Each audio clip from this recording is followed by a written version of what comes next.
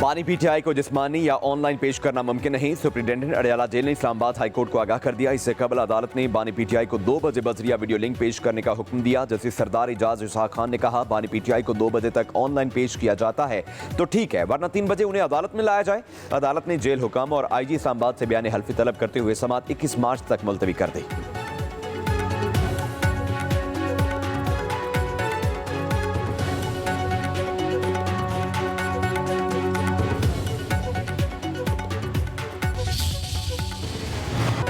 Sania Jafar express क्यों हुआ, rescue operation कैसे कामयाब हुआ? आज शाम 3:30 बजे वज़ीर आला बलूचिस्तान और DG ISPR lieutenant general Ahmed Sharif Chaudhry Islamabad में अहम प्रेस कॉन्फ्रेंस करेंगे। सिक्योरिटी फोर्सेस के रेस्क्यू ऑपरेशन पर मुफस्सल ब्रीफिंग दी जाएगी। वाक़या जाफर एक्सप्रेस के हवाले से अहम नुकात पेश किए जाएंगे।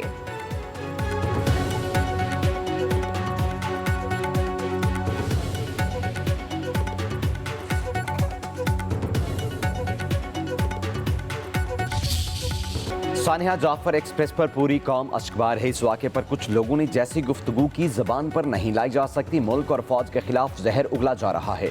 जवानों की कुर्बानियों का मजाक उड़ाया जाए, इससे बड़ी मुल्क दुश्मनी क्या होगी? कौम दोस्तनुमा दुश्मनों को पहचाने। वज़ीर आज़म शहबाज शरीफ का कोयटा में अमन व अमान के हवाले से इजलास से खिताब। 33 दहशतगर्दों को हलाक करने पर सिक्योरिटी फोर्सेज को खिराज तहसीन। APC बुलाने का ऐलान। कहा, ऐसा वाक़या पाकिस्तान की तारीख में कभी नहीं हुआ। 400 से ज़ायद निहत्ते मुसाफिरों को यरगमाल बनाया गया। ख़वातीन और बच्चों का ख्याल किया गया, ना रमज़ान के तकद्दुस का। वज़ीर आज़म ने कहा, 2018 में दहशतगर्दी का खात्मा हो गया था, दोबारा इस नासूर ने क्यों सर उठाया? ऐसे तालिबान को भी रिहा किया गया जिनके कारनामे स्याह थे। पाकिस्तान ऐसे हादसात का मुतहम्मिल नहीं हो सकता। जब तक KP और बलूचिस्तान में खुशहाली नहीं आती, मुल्क तरक्की नहीं करेगा। वज़ीर आज़म का दहशतगर्दों के खिलाफ बलूचिस्तान में जारी ऑपरेशन रखने का फैसला किया गया।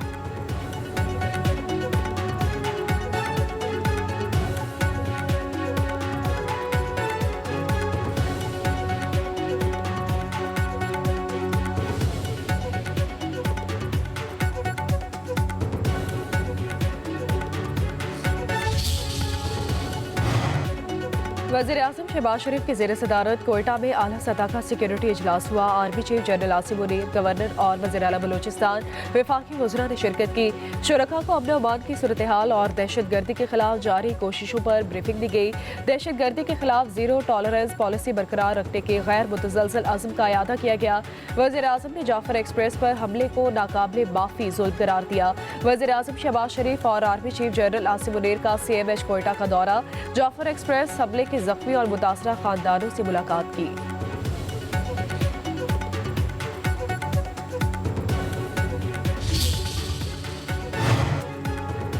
मेरा ख्याल था जाफर एक्सप्रेस हमले को क्लियर करने में वक्त लगेगा। चेयरमैन पीपल्स पार्टी बिलावल भुट्टो जरदारी का कराची में तकरीब से खिताब। जिस चाबुक दस्ती से मुसल्लह अफवाज ने हमला आवरों का खात्मा किया, काबिल तारीफ है। दहशतगर्दी के खिलाफ हम सबको मुतहिद होना होगा। इंशाअल्लाह दहशतगर्दी के खिलाफ जंग में कामयाब होंगे। हमें अपनी जोग्राफियाई और इलाकाई सरहदों की हिफाजत करना होगी। हम मस्बत सियासत पर यकीन रखते हैं। हर मसले का हल सियासी अंदाज में निकल सकता है। बिलावल भुट्टो ने जॉब पोर्टल का इफ्तिताह कर दिया। बोले, सिंध के लोगों की तरक्की मेरा विजन है। वज़ीर आला सिंध ने हर फोरम पर नहरों के खिलाफ आवाज़ उठाई। हम चाहते हैं कि पानी के 1991 के मुआहदे पर अमल हो।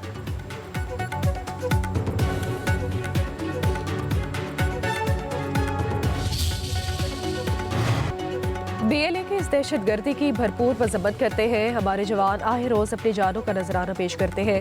हम उन्हें खराज अकीदत पेश करते हैं। अपोजिशन लीडर कौमी असम्बली उमर अयूब के लाहौर में मीडिया से गुफ्तगू। कहा, बदकिस्मती से कौमी असम्बली में ट्रेन हादसे पर कोई बात नहीं की गई। उमर अयूब ने कहा कि ख्वाजा आसिफ उमर के इस हिस्से में आ चुके हैं कि इंसान की याददाश्त खराब हो जाती है। सिंध में कच्चे के डाकुओं ने पक्के के डाकुओं को डरा कर रखा है।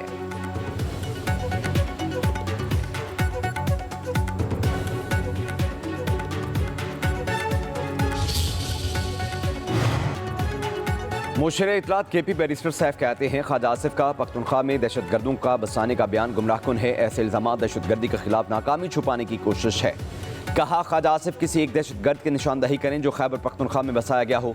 बैरिस्टर सैफ ने कहा, वज़ीर दिफा सिर्फ इस्लामाबाद के नहीं बल्कि पूरे मुल्क की सरहदों के जिम्मेदार हैं। ख्वाजा आसिफ दहशतगर्दी जैसे हसास मसले पर सियासी बयानबाजी कर रहे हैं। दहशतगर्दी का मुकाबला महज बयानात से नहीं, अमली इक़दामात से किया जा सकता है। ख्वाजा आसिफ को फॉर्म 47 पर MNA बनने पर रेहाना डार से भी मुआफ़ी मांगनी चाहिए।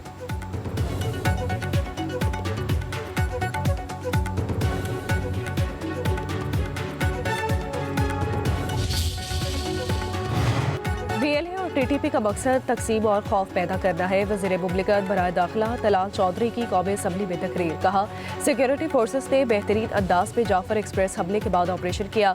कौमी एक्शन प्लान पर अमल दरामद नहीं हो सका। सूबे में अपना काम नहीं किया। KP में NFC के तहत 600 अरब से ज़ायद किया गया। KP में इंसदाद दहशतगर्दी महकमे का दफ्तर किराए की इमारत में है।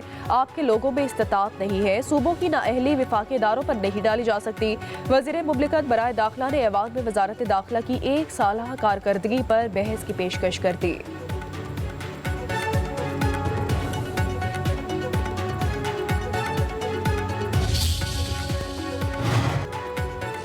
दहशतगर्द इतने ताकतवर कैसे हो गए कि रियासत के रेट को चैलेंज कर रहे हैं। PTI रहनुमा जरताज गुल वजीर का कौमी असम्बली में इजहार ख्याल। कहा, वजीर दिफा ख्वाजा आसिफ ने सवालात का जवाब देने की बजाय दहशतगर्दी का इल्ज़ाम PTI पर लगाया। वजीर दिफा रेहाना डार से इंतहा हारे हुए हैं। पाकिस्तान में रहने को कोई तैयार नहीं। अमन अमान की सूरत हाल इंतहाई ख़राब है। जरताज गुल ने कहा, आइन के मुताबिक वज़ीर आज़म 5 मुशीर रख सकते हैं। शहबाज शरीफ वज़ीर ऐसे बनाते हैं जैसे रेवड़ियाँ बांट रहे हों।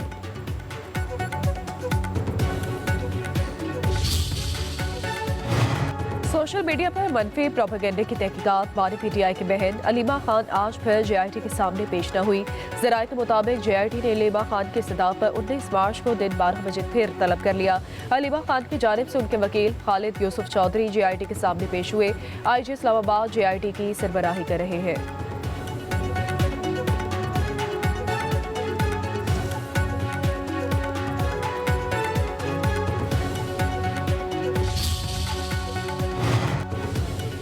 सिंध के नौजवानों के लिए मौके पैदा कर रहे हैं। शिफाफ तरीके से नौकरियां देंगे। मौके और टैलेंट को इकट्ठा करें तो मुल्क तरक्की करेगा। वज़ीर आला सिंध मुराद अली शाह का iworkforSindh.com पोर्टल के इफ्तिताही तकरीब से खिताब। कहा, सरकारी मुलाजमतों को भी पोर्टल में शामिल करेंगे। सिंध पब्लिक सर्विस कमीशन की वेबसाइट को पोर्टल से लिंक किया जाएगा। सीनियर वजीर शर्जीली ना मेमन बोले, ये ऐप पूरी दुनिया से मुंसलिक होगी। पढ़े लिखे और हुनरमंद नौजवान अपनी CV अपलोड कर सकेंगे। ना सिर्फ हुकूमत बल्कि निजी इदारे भी इस पोर्टल से रोजगार देंगे।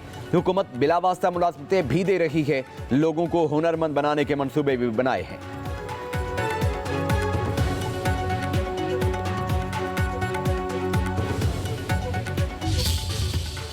पंजाब और KP के बाद शहरों में बादलों की एंट्री। पिपला और नूरपुर थल समेत गिरदोनवाह में शदीद यालाबारी हुई। हाफिजाबाद में वक्फे से बारिश का सिलसिला जारी। तरन्ना मोहम्मद पनाह में गरज चमक के साथ बारिश हुई। मौसम सर्द हो गया। कर्क शहर और मुजफ्फराबाद में भी गरज चमक के साथ बारिश हुई। बालाकोट बटकराम में मूसलाधार बारिश रिकॉर्ड की गई। चित्राल देर सवात वजीरिस्तान में बादल बरसेंगे। इस्लामाबाद और गिरदोनवाह में तेज हवाओं और गरज चमक के साथ बारिश की पेशगोई की गई। सिंध के इलाके जैकबाबाद, कशमोर, लाड़काना, सखर और गिरदोनवाह में चंद मकामात पर हल्की बारिश का इम्कान। आज़ाद कश्मीर के पहाड़ों पर गुज़िश्ता रात से बर्फबारी जारी। वादी नीलम और लिपा समेत बालाई इलाकों के ज़मीनी रास्ते मुनक़ता हो गए।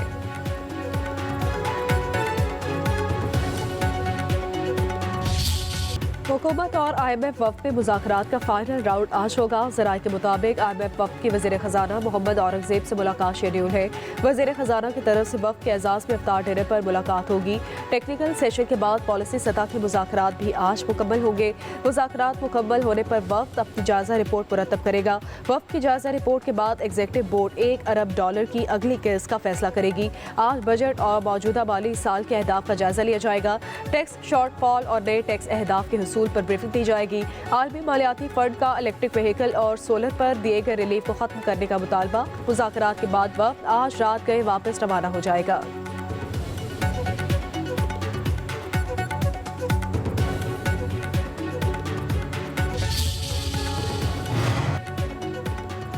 सुप्रीम कोर्ट की आईनी बेंच की सुपर टैक्स से मुतल्लिक केस की समाअत। दौरान समाअत जस्टिस मोहम्मद अली मजहर ने इस्तफसार किया कि क्या स्पीकर के जारी करदा सर्टिफिकेट का फैसला हतमी होता है।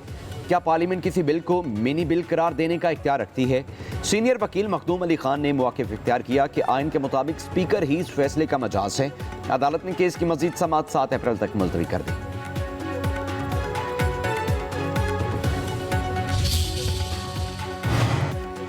नवाज शरीफ और मरीम नवाज की ज़ेर सदारत जाती उमरा में पंजाब की खूबसूरती से मुताल्लिक इजलास। सूबे में तरक्याती मनसूबों और इंफ्रास्ट्रक्चर पर मुशावरत की गई। पार्क, सड़कों और शहरी तरक्की के इक़दाम पर तबादला ख्याल किया गया। सीनियर सूबाई वजीर मरियम औरंगजेब और अज़मा बुखारी के इजलास में शिरकत। चीफ सेक्रेटरी पंजाब, DGPH और DG लाहौर वॉल्ड सिटी भी इजलास में शरीक हुए।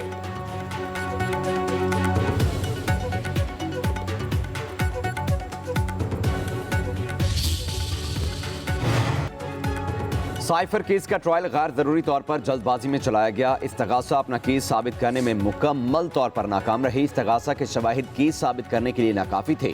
इस्लामाबाद हाईकोर्ट ने साइफर केस का तफसीली फैसला जारी कर दिया। इस्लामाबाद हाईकोर्ट ने 3 जून 2024 को बानी पीटीआई और शाह महमूद कुरैशी की सजा कलअदम करार दी थी।